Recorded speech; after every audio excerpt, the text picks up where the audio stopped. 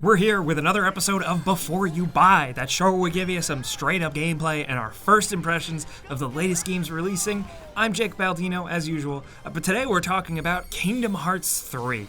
Look, a game that's pretty difficult to talk about, if I'm being straight with you guys. Kingdom Hearts games are spread across over 10 games, and this is the first mainline game in many, many years. It's been rabidly anticipated by fans. Fans of a series that is famous for being extremely dense with what some say is almost impenetrable lore. Some of that makes this analysis a bit trickier, so as usual, I'm here to give you as much info and some critical thoughts as possible without being a big asshole. Thankfully, we did get our hands on a review copy, so we've been checking this one out for a while. I'm mostly going to be speaking to folks who aren't super invested into the series, just because chances are if you're a big fan, you already bought in. But so I think these types of videos, to work, you need some context from me. My experience with the series. The original Kingdom Hearts was huge when it released. I remember loving the hell out of it, playing it in its entirety, and it was a unique blend of cool Disney stuff with the Final Fantasy stuff I had already loved as a weird kid. But by the time the second game released, I'd moved on to different things, and although I dabbled in Kingdom Hearts 2 here and there, I never finished it. Fast forward past all of the games I haven't touched then to 2019 with this here Kingdom Hearts 3. And despite everything and my limited grasp on the series, Kingdom Hearts 3 is fun. Yes, if you didn't follow things, you might find a story that is difficult to understand, almost convoluted to the point where it seems like it's the point to make it confusing. I'll get to that in a bit. Let me dive into the other stuff. The game itself is a fun, straightforward action RPG with enough variety to keep it fairly well paced and keep you interested in seeing whatever comes next. And I'll give it a hell of a lot of points for that. Kingdom Hearts 3 feels generous in a lot of ways, from the world sizes to the amount of crazy on-screen things you can do in combat, to mini-games, to cooking with Remy the Rat, to customizing your gummy ship and flying around in space shoot-'em-up scenarios. There's a lot going on here. And it's all just good, clean video game fun, and I can't fault Square Enix for that. Combat revolves around melee attacks and magic. It seems almost criminally simple at first until the game opens up and you realize it's all about building up meters to expend massive, devastating attacks. Link attacks with your other party members, individual crazy attacks, different Keyblade forms for more power, and huge, over-the-top, screen-filling, ridiculous summons that are basically like Disney World rides come to life. Each one of these acts as its own unique playable moment with different movements and attacks, whether it's firing fireworks from a train roller coaster or splashing around in a water ride. The variety of this stuff is really impressive, and more importantly, summoning these things and temporarily playing as them is just fun in combat. While oftentimes it felt like I was fighting a lot of the same Heartless as the original game, it slowly opens up and the boss battles can be pretty massive, multi-layered, and just impressive.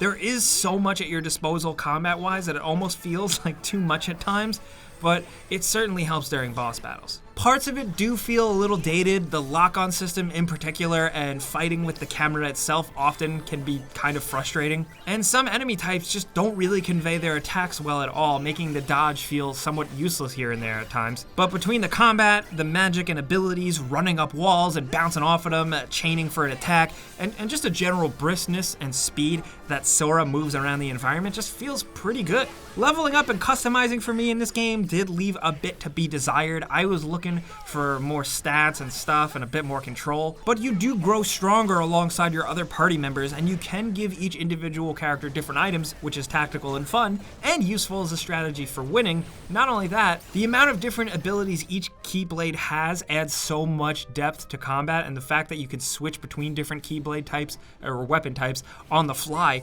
just really works for combat and just makes it that much more crazy. Plus, it really helps that just each world has its own little spin on things, whether it's the way you navigate the level, the sheer size of it, or something more goofy like piloting robots or flying around. There's always something new to experience, and that was the best part of it for me. Getting to each and every new Disney world for me was totally worth the price of admission. I'm not even like this crazy die-hard Disney fan, but I like some classic Disney movies, and I love me some Pixar, and you pretty much get all of that here.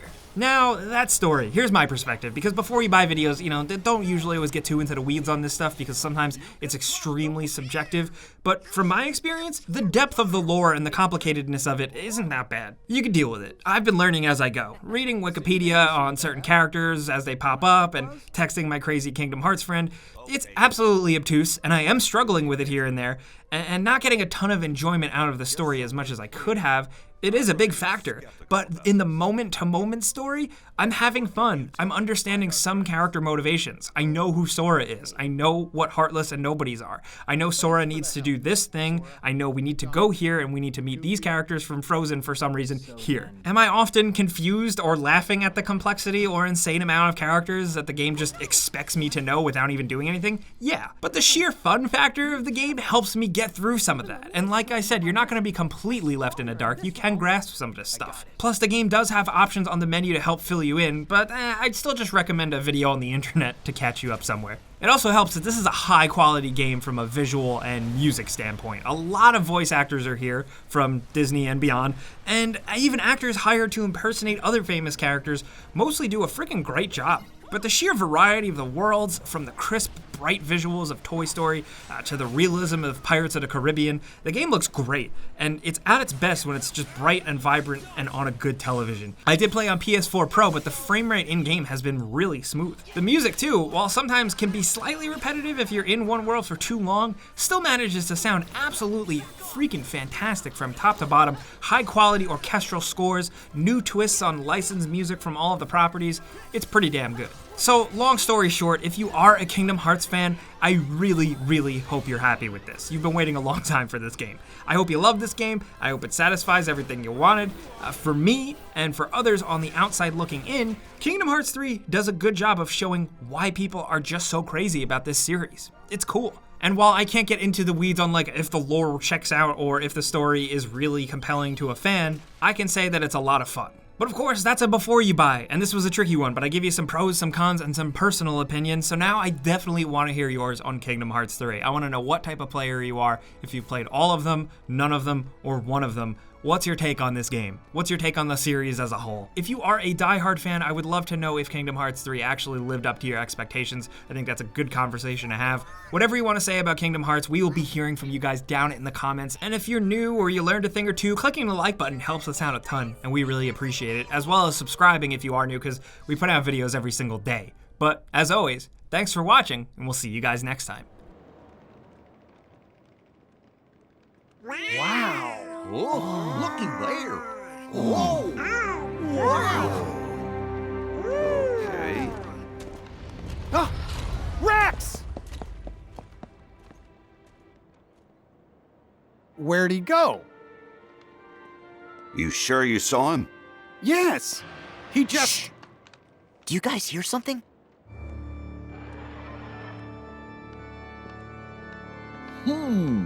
What's that? Something feels wrong.